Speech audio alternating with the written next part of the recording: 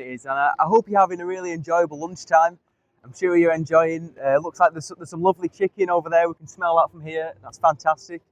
All these lovely shops, and even a lovely pub there. If you go in there, and I'm sure they would make you a lovely meal, and there will be lovely people.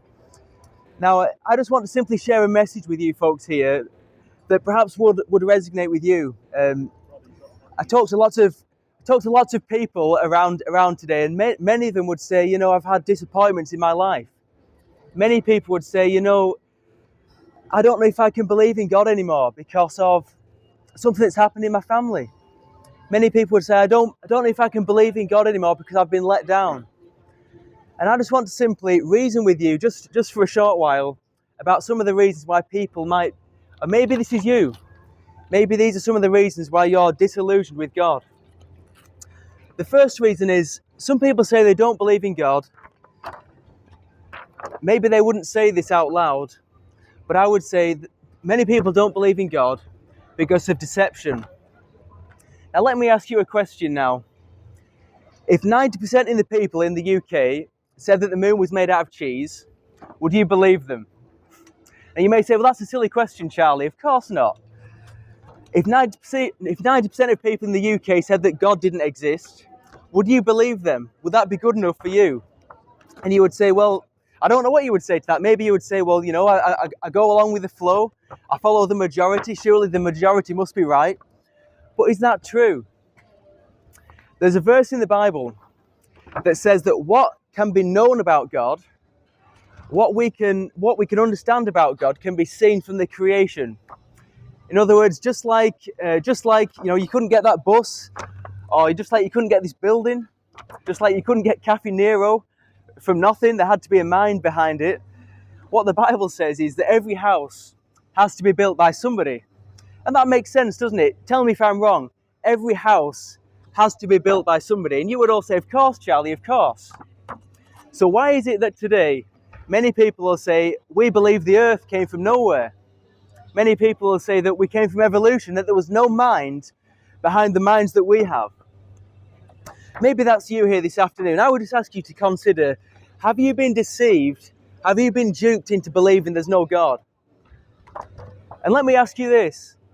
What kind of evidence would you need to believe that there is a God and that there is life after death, that there is hope after this life?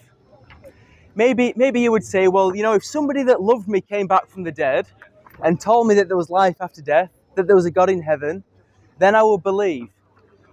Well, all we're trying to say here this afternoon is that there is someone who cares about you very deeply, who has come back from the dead, and who's told you that there is hope after this life. And of course, his name was Jesus. There was nobody who loved people more than Jesus. He was the kind of person who would go to the down and outs, and he would be with the poor, the humble, the people who were cast out by the rest of society, and he would show them that he loved them and he cared for them. And you see, Jesus, he actually died. He actually experienced what each of us will experience one day in dying. And he came back to prove that there is life after death, but also that there is a way through death to the other side again. So maybe that's you. Maybe you're the kind of person who's listened to what the media said. Maybe you're the kind of person who's been deceived. And I would just ask you to really consider, are those things true? Are those claims true? Is it true that if 80% of people, if 90% of people said there was no God, that there can't be a God? Just think about these things. Maybe you would say, I don't believe in God because it's difficult. And I understand there may be many people here who've tried to be religious. Perhaps you've followed some of the religions of the world and you've been told to be a good follower of God, you've got to be a good person. And maybe you would say deep down, Charlie, deep down, I know that I'm not a good person. And perhaps that's what you would say, sir. I've tried religion and I'm not good enough. I've tried the way and I just can't walk in it. Well, you see, what we're saying today is that Christianity is not about being a good person. In fact, quite the opposite. Christianity is for bad people. Okay, what do you think of that? Christianity is for bad people. Christianity is for people who know they cannot keep God's perfect standards. Now tell me if I'm wrong here. 100% of people have lied. Do you agree with that? 100% of people have lied. Of course it's true, isn't it? We've all failed to keep God's perfect standards. And of course, that's one of the commandments. You shall not lie, the 9th commandment. We've all failed to keep that. But you see, the message of Jesus is that it's not good people that get to heaven, it's forgiven people that get to heaven. Now tell me if I'm wrong. None of us are good people. Would you agree with that, sir? What's that, mate? None of us are good people. Absolutely. You would agree with that. So you would have shared with people some of the reasons why they don't believe in God, and we're trying to reason with people, do you believe in God? What are some of the reasons that you would say I don't believe in God? I don't know, mate, to be honest. You don't believe in God? I don't know. The world's crazy, isn't it? The world's crazy, absolutely. Thanks for stopping, sir. What are some of the reasons why you would say, I don't believe in God, or why I don't follow the Christian religion? This man says here that the world's crazy. Well, I've got to take my hat off to him there. The world is crazy. The world's going mad. And some people would say, it's because it's too difficult.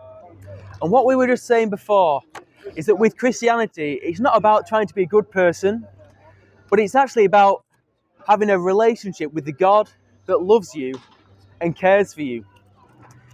This is so wonderful. You see, every other religion says that you have to be good enough to get to heaven. Whereas Christianity says that if you admit that you're not good enough, you're exactly the kind of person who can qualify to be a Christian. Now tell me if I'm wrong now. We've all failed to keep God's standards. Is that true or false? Absolutely. We've all failed to keep God's standards. But you see, Jesus was the one man who was perfect. He was the one man who kept God's standards perfectly. And you know what? They put him to death. Now, why did they put him to death? It's because they didn't like what he said. Some of the people didn't like that Jesus confronted the religious hypocrisy. I think Jesus would have something to say about the Catholic Church and about some of the abuses that go on in some of the other religions today. But ultimately, Jesus went to a cross, not to die for things he'd done, but to die for the wrong things that I'd done, to die for the wrong things that you'd done. You see, Jesus knew what it was like to experience difficulty. For many years, he was a homeless man. He said that foxes have holes, birds have nests, but he had nowhere to lay his head at night. He knew what it was like to be homeless. He knew what it was like to experience all of the difficulties that we face. And yet Jesus went to a cross to die so that you could be forgiven. And just the last one that I want to share with you. Maybe there's somebody here in Preston today who says, I've been disappointed by God. Maybe there's someone here who says, why does God allow bad people to prosper? Why do we have people that lie to us constantly, that are in power? Why do we have people who are good people who are dying in hospitals? Why has my child got cancer? I talked to somebody not too long ago who said their nephew had leukemia and died of leukemia. Why does God allow bad things to happen? Well, let me ask you one question. If God does not allow bad things to happen, how could Jesus go to the cross for us? You see, ultimately, the problem of evil and suffering is one that we all struggle with. Why does God allow evil and suffering? Well, the thing is, if God was to stop all evil today, it would actually have to wipe us off the face of the earth. Because if we're really honest with ourselves, tell me now if I'm telling the truth. But if we're honest with ourselves, all of us deep down have an evil seed within us. All of us deep down do things that we know are wrong, that we know we hurt other people, we tell lies. How can God allow evil people? Well, ultimately, the only way that God can allow evil people like us to walk the face of the earth is if He makes a way for evil people to be forgiven. And at the cross, lovely to see you both, at the cross, Jesus went and He died, not for the things that He'd done, but for the wrong things that we had done. And if you're disappointed by the circumstances of life, if you're disappointed by the evil in the world, then I just want to say, well, look no further than Jesus. If anyone had a right to be disappointed, surely it was Jesus.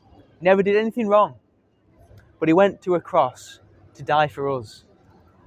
And so I just want to simply share, as I finish now, perhaps there's somebody here in Preston who would say, you know, Charlie, I've experienced some of these things, and you know, I would like to find out more about what it is to be a real Christian.